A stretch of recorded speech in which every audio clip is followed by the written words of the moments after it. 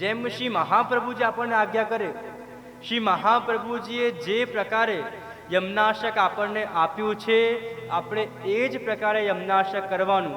યમુનાજી એટલા કૃપાલુ છે, નામ લેત હી કૃપા કરી અટોલે, કે આપણે બહુ વિશેષ સાધનો કરવાની જરૂર નથી. તમે સાચા ભાવથી, એક ભાવથી, પ્રેમથી યમુનાજીનું નામ લેશો, એ પણ યમુનાજી માટે ઘણું છે અને આપણા પર ઘણી કૃપા કરશે. અને આગળ શ્રી હરિરાયજી આજ્ઞા કરે કે દરસ કર પરસ કર ધ્યાન હિય મેં ધરે, કે જો યમુનાજીને આપણા હૃદયમાં ધારણ કરવાની વાત કરે છે. દર્શન કરીને, યમુનાજીના ગુણગાન કરીને, યમુનાજીનું પાન કરીને, યમુનાજીનું જે અલૌકિક સ્વરૂપ છે એ આપણે હૃદયમાં પધરાવવાનું છે. કેમ કે જો યમુનાજી આપણા હૃદયમાં બિરાજશે તો હૃદયને એવું શુદ્ધ અને એવું પવિત્ર કરશે કે જેમાં ઠાકોરજી પધારીને અનેકોનેક લીલા કરી શકે. એટલે આપણે હંમેશા જ્યારે પણ યમુનાજીનો પાન કરીએ, યમુનાજીના ગુણગાન કરીએ, યમુનાજીના પાઠ કરીએ કે યમુનાજીના નામ સ્મરણ કરીએ, એવી રીતે જ પ્રયત્ન કરું કે જે નામ લઈએ એ નામ આપણા હૃદયમાં સ્થાપિત થઈ જાય. અને હંમેશા એક નિયમ છે, શાસ્ત્રમાં એવું કહેવાય કે સાચું નામ લીધું ક્યારે કહેવાય? આપણે કોઈ પણ સ્તુતિ ગાન કરતા હોઈએ, કોઈ પણ નામ સ્મરણ કરતા હોઈએ તો એ નામ સાચે નામ લેવાયું ક્યારે કહેવાય? કે જ્યારે આપણે આપણી આંખ બંધ કરીને કોઈ પણ સ્વરૂપ વિશે જ્યારે ધ્યાન ધરતા હોઈએ તો એ સ્વરૂપના દર્શન આપણને થવા જોઈએ. જ્યારે પણ આંખ બંધ કરીને યમુનાજીની સ્તુતિ કરો, યમુનાષ્ટકના પાઠ કરો, 41 પદના પાઠ કરો, 41 પદનું ગાન કરો, અને જ્યારે નેત્ર બંધ કર્યા હોય તો આપણું ધ્યાન યમુનાજીમાં એવું હોવું જોઈએ કે યમુનાજીના સ્વયં દર્શન આપણને થયા જોઈએ. અને જ્યાર સુધી એ દર્શન નથી થતા ત્યાર સુધી આપણે કેટલું પણ નામ લઈએ એ નામ યમુનાજી સ્વીકારતા જ નથી. હવે આજકાલના સમય પર નામ પણ કેવું લઈએ? એક બાજુ ફોન ચાલતું હોય ને એક બાજુ પાઠ કરતા હોઈએ, સામે ટીવી ચાલતું હોય ને પાઠ કરતા હોઈએ, લોકો બધા ગામ કપડાની વાતો કરવા બેસેલા હોય અને એમાં સત્સંગ કરવા બેસીએ. પણ જ્યારે પણ જો એક વસ્તુ એવી છે ને, અમારા ઘરમાં પ્રાચીન બાળકો ઘણી વખત મોટા વાગ્યા કરે કે જ્યારે પણ પાઠ કરવા બેસીએ, ક્યારે પણ ધ્યાન ધરવા બેસીએ કે માળા કરવા બેસીએ, એ ગમે ત્યાં બેસાય નહીં. અપરસ કરીને, સ્નાન કરીને એક સ્થાને આસન લગાવીને જ બેસાય, ગમે તેવી રીતે બેસાય નહીં. મહામંત્ર અષ્ટાક્ષર મંત્ર એવું છે કે તમે ગમે ત્યારે ગમે તેવી સ્થિતિમાં તમે લઈ શકો, પણ જે બધા પાઠ છે એ તો આપણે આસન લગાવીને જ કરવા જોઈએ. તો જ્યારે પણ આપણે પાઠ કરીએ, જ્યારે પણ ધ્યાન ધરીએ તો એવું ધ્યાન ધરવું કે એ સ્વરૂપ આપણી સામે પ્રગટ થઈ જાય અને એમના દર્શન આપણને થાય. અને આગળ શ્રી હરિરાયજી આજ્ઞા કરે છે, અતિ સુખ કારણ દુઃખ સંબંધ કે હરણ. અતિ સુખ કારણ દુઃખ સંબંધ કે હરણ, યહી લીનો પરમ તેજુ બોલે. એસી શ્રીય ગુણે જાન તુમ કરો ગુણગાન, રસિક પ્રીતમ પાએ ન ગયા મોલે. પ્રિય સંગ ભરી કરી કલો. શ્રી યમુનાજી એટલા કૃપાળુ છે કે યમુનાજી બધા જીવોના દુઃખ દૂર કરી દે છે. અને દુઃખ દૂર કરીને યમુનાજી બધા જીવોને સુખનું દાન કરે છે. જો એક વસ્તુ સમજીએ, ઘણી વખત વૈષ્ણવ એવી વાત કરતા હોય, અમને બહુ હસી આવે કે અમે જો વૈષ્ણવ છીએ તો અમારી જોડે આવું કેમ થયું, અમારી જોડે આવું ના થવું જોઈએ, અમે સેવા કરીએ, સત્સંગ કરીએ, બધું જ કરીએ, તો પ્રભુ અમારી જોડે આવું કેમ કરે છે, અમને જ પ્રભુએ આવો દુઃખ કેમ આપ્યું? પણ એક વસ્તુ યાદ રાખવી, સુખ અને દુઃખ એ તો જીવનની સાયકલ છે. કોઈ ખાલી સુખી ન હોઈ શકે ને કોઈ ખાલી દુઃખી ન હોઈ શકે. જીવનમાં સુખ પણ આવે, દુઃખ પણ આવે, પણ આજકાલના જીવ એવા થઈ ગયા છે ને, જો જ્યારે પણ સુખ આવે ને તો આપણે પ્રભુને યાદ કરતા જ નથી, પણ જેમ દુઃખ આવ્યું આપણને સીધો મંદિરનો દ્વાર દેખાય કે ચલો ભાગતા ભાગતા મંદિર પાસે. પ્રભુ ઘણી વખત જો કુંતી સ્તુતિમાં કુંતીજી કહે કે જ્યારે ભગવાને કહ્યું કે કુંતીજી આપે મારી આટલી સારી સ્તુતિ કરી, આપ માંગો, આપને શું જોઈએ? તો કુંતીજી કહે પ્રભુ આપ મને દુઃખ આપજો. પ્રભુ કહે કે અરે બધા સુખ માંગે, બધા આનંદ માંગે, બધા સારું સારું માંગે, તમે દુઃખ કેમ માંગો છો? તો ત્યારે કુંતીજી કહે પ્રભુ દુઃખનો સમય એવો છે કે જેમાં સૌથી વધારે આપ યાદ આવો છો, તો જો મારા જીવનમાં દુઃખ હશે તો આપને સૌથી વધારે હું યાદ કરીશ. આપણો તો એવો સામર્થ્ય નથી કે આપણે પ્રભુથી દુઃખ માંગીએ, પણ આપણે પ્રભુને એવી વિનંતી કરીએ કે જો એક વખત એક બહુ સરસ પ્રસંગ તમને શ્રવણ કરાવું, મને એકદમ યાદ આવ્યું. એક વખત એક બહુ સરસ બિલ્ડિંગ બની રહી હતી, અને જ્યારે એ બિલ્ડિંગ બની રહી હતી તો બિલ્ડિંગ કંઈક 7-8 ફ્લોર બની ગયા હતા, અને 8મા ફ્લોર પર પેલા કોન્ટ્રાક્ટર ભાઈ ઊભા હતા, અને નીચે એક વ્યક્તિ હતો કે જેમને બોલાવવાનો હતો, પણ એ સમયે ફોન નહીં, કંઈક હતું નહીં કે બોલાવે કેવી રીતે. અને 8મા માળેથી એ ભાઈ બૂમ પાડી પાડીને થાકી ગયા કે ભાઈ સાંભળ, ભાઈ સાંભળ, ભાઈ સાંભળ, પણ એ ભાઈ તો સાંભળે જ નહીં. તો મનમાં થયું શું કરું? તો મનમાં થયું કે અત્યારના વ્યક્તિ જો કોઈ સાંભળતા ના હોય ને તો પૈસા એવી વસ્તુ છે જેનાથી બધા વ્યક્તિ ધ્યાન આપે. તો વિચાર્યું એક કામ કરું, ઉપરથી 50 રૂપિયાની નોટ નીચે ફેંકું કે એ વ્યક્તિ પાસે 50ની નોટ આવશે તો ઉપર જોશે કોણે ફેંકીને મારી વાત સાંભળશે. તો એ ભાઈએ ઉપરથી 50ની નોટ ફેંકી, નીચે ગઈ, પણ પેલા ધ્યાન આપ્યું નહીં. પછી મનમાં થયું કે હવે આજના સમયે 50 રૂપિયાની શું કિંમત, એક કામ કરું 100 રૂપિયાની નોટ ફેંકું.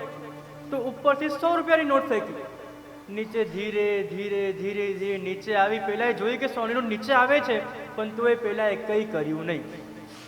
મનમાં થયું હવે શું કરું? એક કામ કરું 200ની નોટ ફેંકું. તો પેલા ઉપરથી 200ની નોટ નાખી નીચે, ધીરે ધીરે લહેરાતા લહેરાતા નોટ નીચે આવી. પેલા ધ્યાન આપ્યું નહીં. પછી થયું કે હવે શું કરું? આને બોલાવું તો મને કેટલું મોંઘું પડે છે, 50 ગયા, 100 ગયા, 200 ગયા. ભાઈએ ઉપરથી 500ની નોટ ફેંકી, તો એ પેલા જોયું નહીં.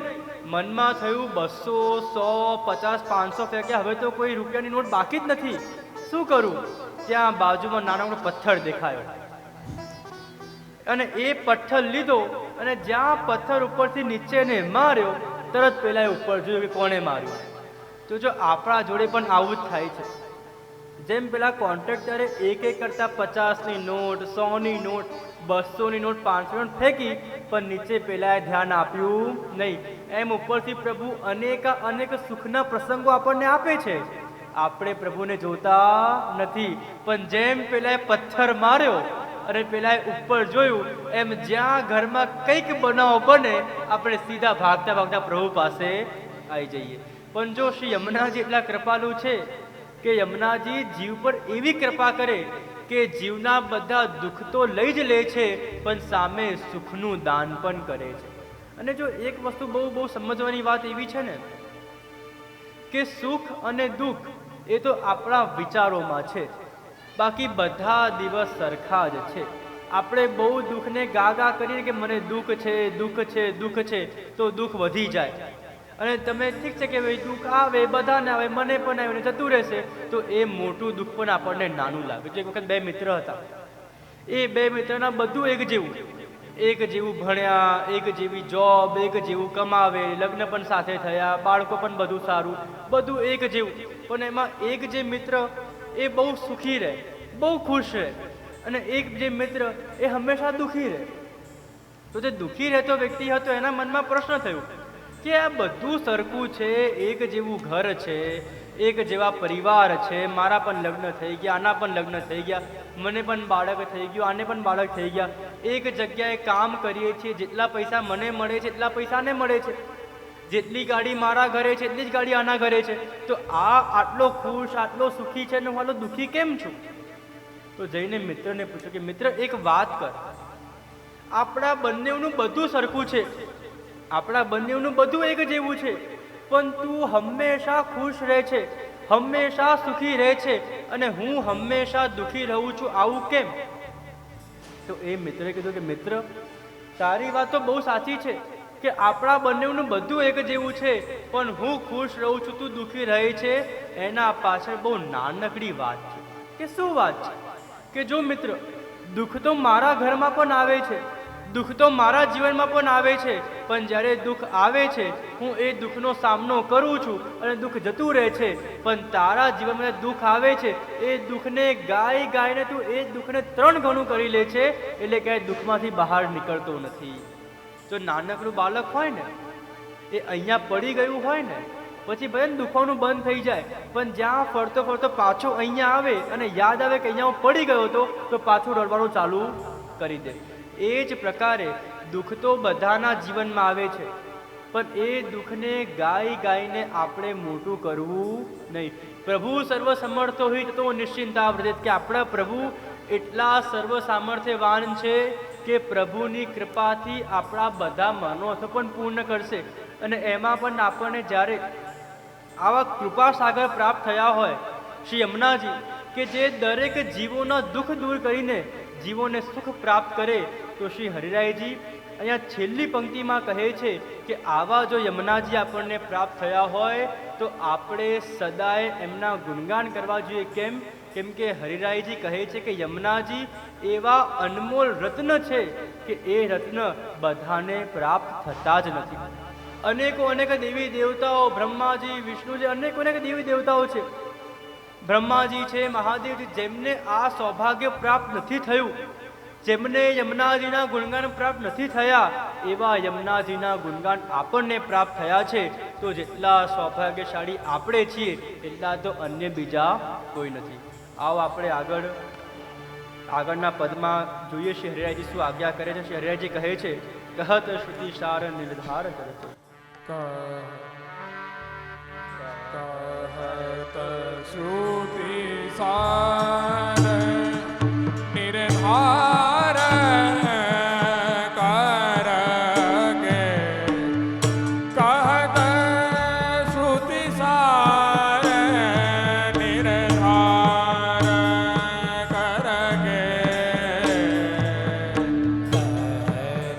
श्रुति सार तार करके, कहत श्रुति सार निर्धार करके, कीन बिना कौन किसी करे सखी, भरत दुख जाऊद सुख कद बरागे, कहत श्रुति सार निर्धार करके, कहत श्रुति सार निर्धार करके,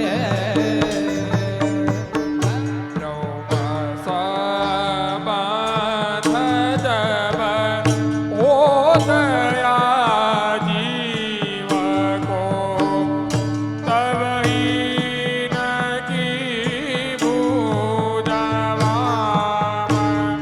पर गे, दौर कर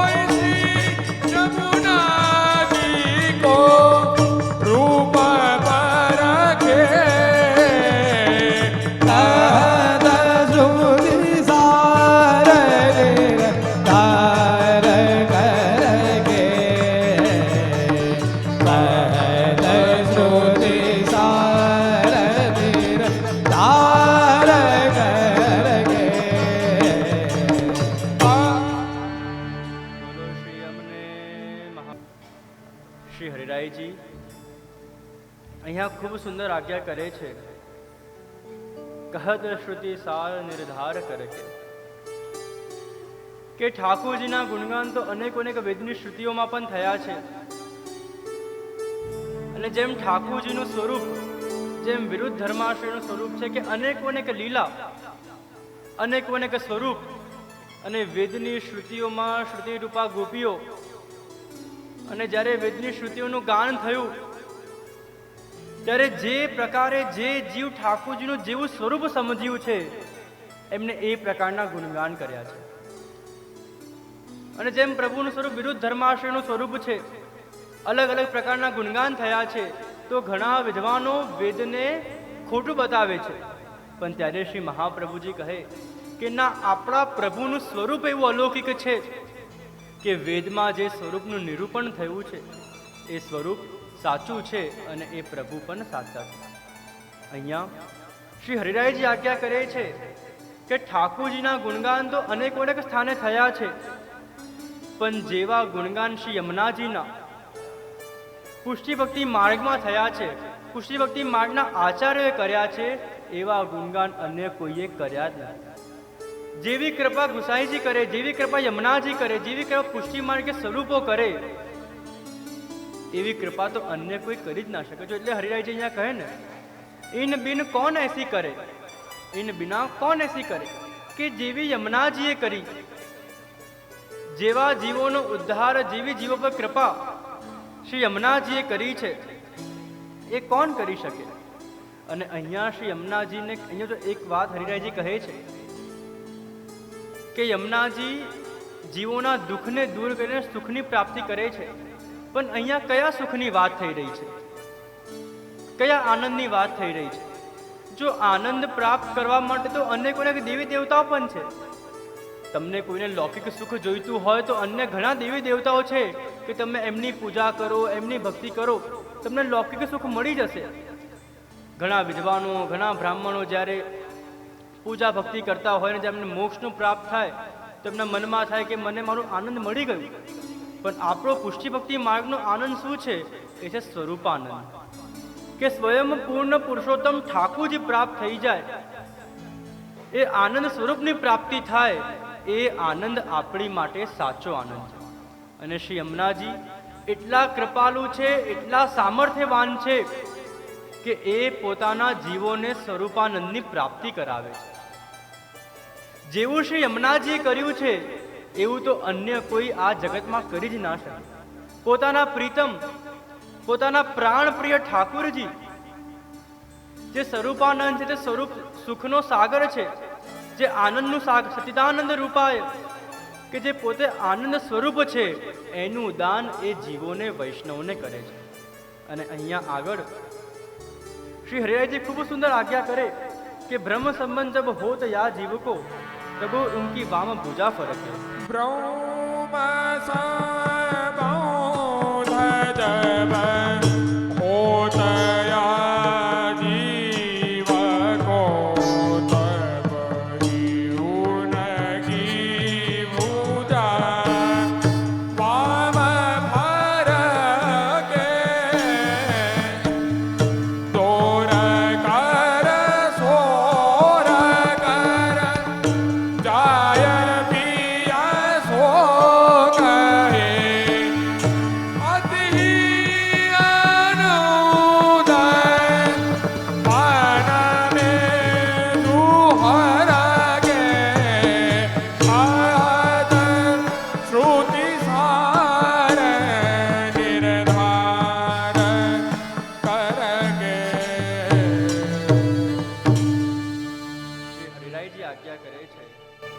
ब्रह्म संबंध जब होत या जीव को, કે જ્યારે જીવનું બ્રહ્મ સંબંધ થાય છે ત્યારે સૌથી વધારે આનંદ શ્રી યમુનાજીને થાય છે. જો પુષ્ટિ ભક્તિ માર્ગમાં આપણા પ્રભુની સાથે અનેક સંબંધો થાય છે, આપણને લાગે કે બ્રહ્મ સંબંધ થઈ ગયો એટલે આપણું કાર્ય થઈ ગયું, પણ પુષ્ટિ ભક્તિ માર્ગમાં ઠાકોરજી સાથે જીવના 3 સંબંધ થાય છે. સૌથી પહેલા થાય બ્રહ્મ સંબંધ, પછી થાય કૃષ્ણ સંબંધ અને પછી થાય લીલા સંબંધ. જો બ્રહ્મ સંબંધ એ શ્રી વલ્લભની કૃપાથી, યમુનાજીની કૃપાથી જીવનું થાય. જ્યારે જીવ વલ્લભની પાસે આવે, વલ્લભ જીવને બ્રહ્મ સંબંધ આપે અને એ બ્રહ્મ સંબંધ આપીને એ જીવના હૃદયમાં એવી પાત્રતા થાય કે એ કૃષ્ણની, ઠાકુરજીની સેવા કરતો થાય. સેવા કરતી એટલે ગુરુ આજ્ઞા, કે ગુરુની આજ્ઞાનું પાલન કરતા કરતા જ્યારે એ જીવ ઠાકુરજીની, કૃષ્ણની સેવા કરે તો એ કૃષ્ણની સેવા કરતા કરતા એનો કૃષ્ણ જોડે સંબંધ થાય છે, ઠાકોર જોડે પ્રેમ થાય છે, લાગણી, આસક્તિ થાય છે. અને એ જ્યારે કૃષ્ણ સંબંધ પ્રગટ થાય અને એ કૃષ્ણ સંબંધ દ્વારા જ્યારે એ જીવ, એ વૈષ્ણવ ઠાકુરજીની સેવા કરે ત્યારે એનો ઠાકુરજીનો લીલા સંબંધ થાય છે. બ્રહ્મ સંબંધથી ખાલી કાર્ય થતું નથી.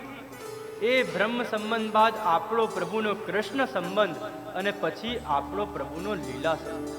પણ વિચારો, જો આપણો બ્રહ્મ સંબંધ થયો જ ના હોત તો આપણે પુષ્ટિ ભક્તિ માર્ગમાં શું કરતા? પુષ્ટિ ભક્તિ માર્ગમાં આગળ વધતા કેવી રીતે? સેવા કરતા કેવી રીતે?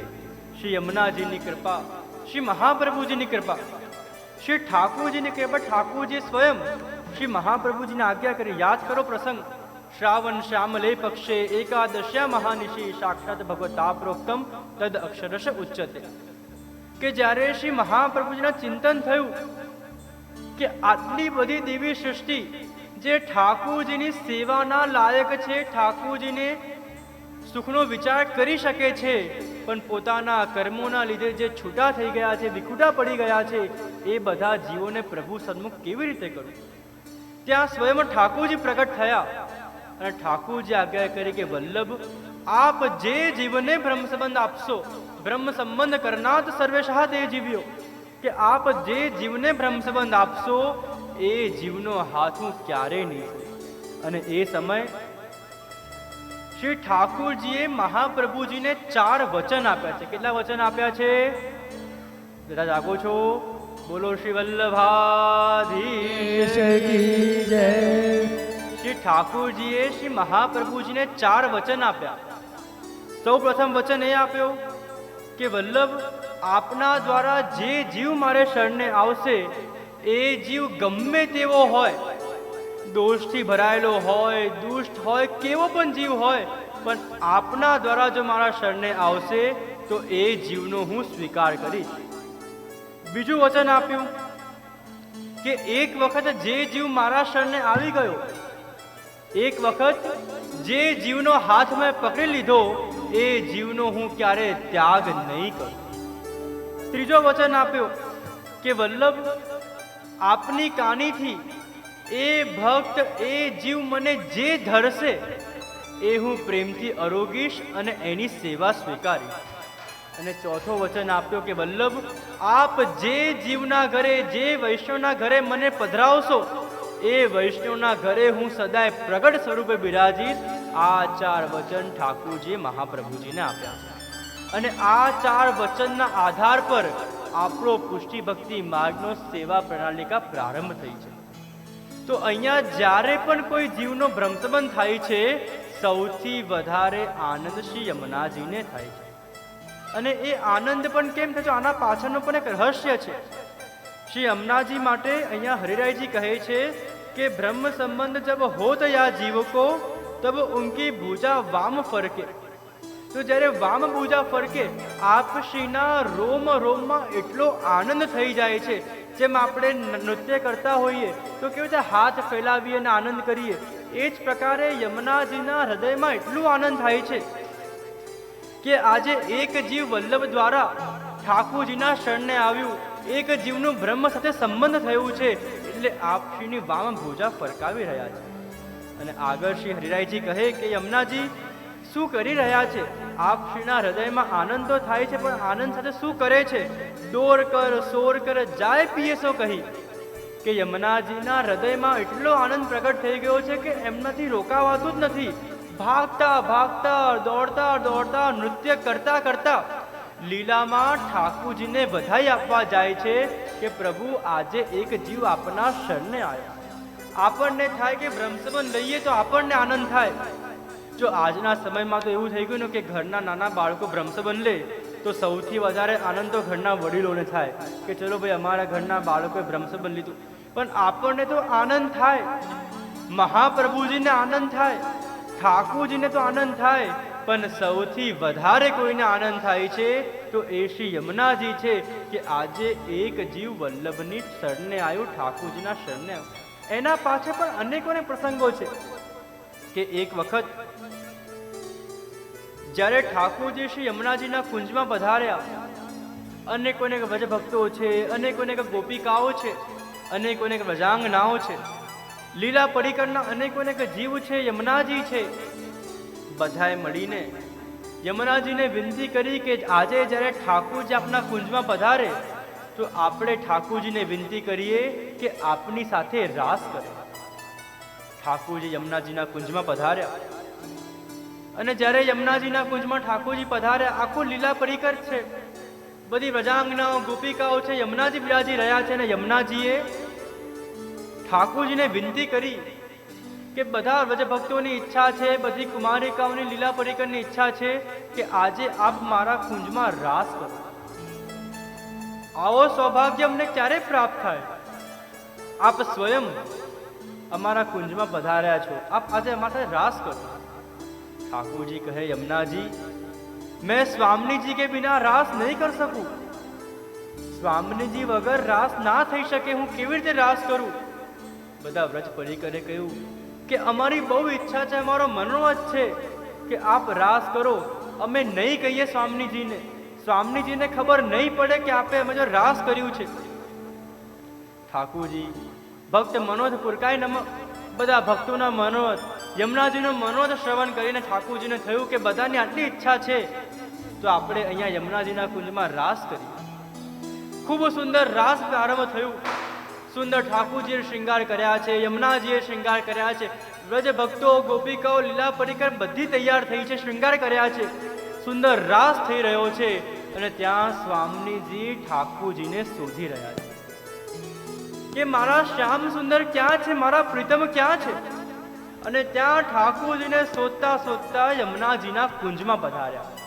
અને જ્યાં યમુનાજીના કુંજમાં સ્વામીજી પધાર્યા, બધા ગભરાઈ ગયા કે અરે સ્વામીજી વગર રાસ ના થાય, આપણે બધા રાસ કરીએ છીએ, સ્વામીજીને ક્રોધ આવે છે, શું કરીએ? તો ત્યારે યમુનાજી કીધું કે પ્રભુ આપ ચિંતા ના કરો.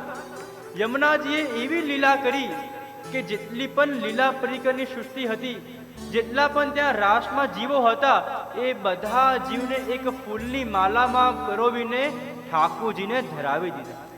અને યમુનાજી પોતે જલ સ્વરૂપમાં ત્યાં થઈ ગયા. જ્યાં સ્વામીજી આવ્યા અને સ્વામીજી આવીને પૂછ્યું કે પ્રભુ આપને રાસ કિયો? ઠાકોરજી કે અરે નહીં શ્યામાજી, मैंने रास नहीं कियो. अरे प्रभु आप सच्ची बताओ, आपने रास कियो? જો જ્યારે રાસ થાય ને તો વ્યક્તિ કહે કે ના કહે પણ વાતાવરણ કહી દે કે રાસ થયું છે.